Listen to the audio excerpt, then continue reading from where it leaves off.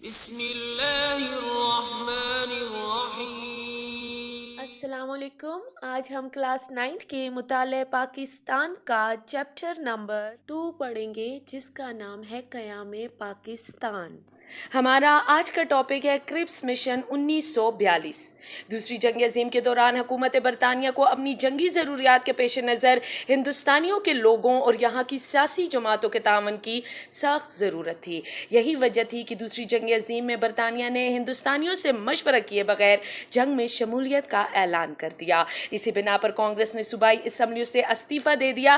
ایسی سنگین صورتحال میں حکومت برطانیہ نے ہندوستان کے سیاسی بحران کو حل کرنے کے لیے اور جنگ میں ہندوستانیوں کا تعاون حاصل کرنے کے لیے سر اسٹیفرڈ کرپس کی سربراہی میں 3 افراد پر مشتمل ایک وفد ہندوستان بھیجا، جو 1942 میں ہندوستان آیا۔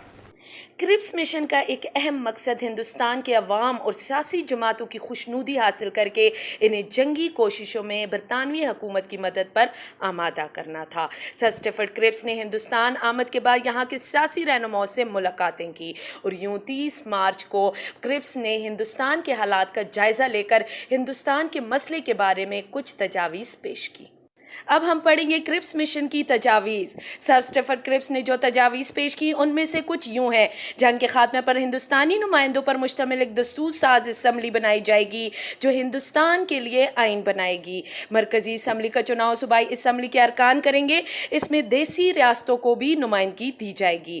جنگ ختم ہونے کے بعد اسمبلی کا بنایا ہوا آئین نافذ کر دیا جائے گا اور ہندوستان کو آزاد کر دیا جائے گا۔ صوبوں کو یہ آزادی حاصل ہوگی کہ وہ وفاق کے ساتھ شامل ہونا چاہیں یا اگر وہ کسی صوبے سے الگ ہونا چاہے تو وہ ہو سکتے ہیں۔ جنگ کے دوران دفاع کی ساری ذمہ داری حکومت برطانیہ کے ہاتھ میں ہوگی۔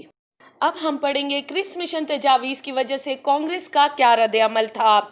کانگریس نے کرپس مشن تجاویز کو مسترد کر دیا کیونکہ ان تجاویز میں ہندوستان میں فوری طور پر ایک ذمہ دار حکومت کے قیام کا مطالبہ تسلیم نہیں کیا گیا تھا۔ کانگریس نے صوبوں کو یہ حق دینے پر بھی اعتراض کیا کہ اگر وہ چاہیں تو وہ وفاق میں شامل نہ ہوں اور اپنی الگ حیثیت برقرار رکھیں، کیونکہ اس طرح پاکستان بنانے کی راہ ہموار ہوگی۔ یہی وجہ تھی کہ کانگریس نے کرپس مشن تجاویز کو مسترد کر دیا۔ مسلم لیگ نے بھی کرپس مشن کی تجاویز کو اس لیے مسترد کر دیا تھا کیونکہ ان تجاویز میں مسلمانوں کے لیے علیحدہ وطن پاکستان کے مطالبے کو تسلیم نہیں کیا گیا تھا۔ دوسری بات یہ تھی، ان تجاویز میں مسلم لیگ کے ساتھ کوئی گفتگو نہیں کی گئی تھی اور نہ ہی ان کو اعتماد میں لیا گیا تھا۔ ان وجوہات کی بنا پر کرپس مشن کی تجاویز کو مسلم لیگ نے بھی مسترد کر دیا۔ مسلم لیگ اور کانگریس کی کرپس مشن کو مسترد کرنے کے بعد برطانوی حکومت کی یہ کوشش ناکام ہوئی اور یوں کرپس نے واپس برطانیہ جا کر مشن کی ناکامی کا اعلان کر دیا۔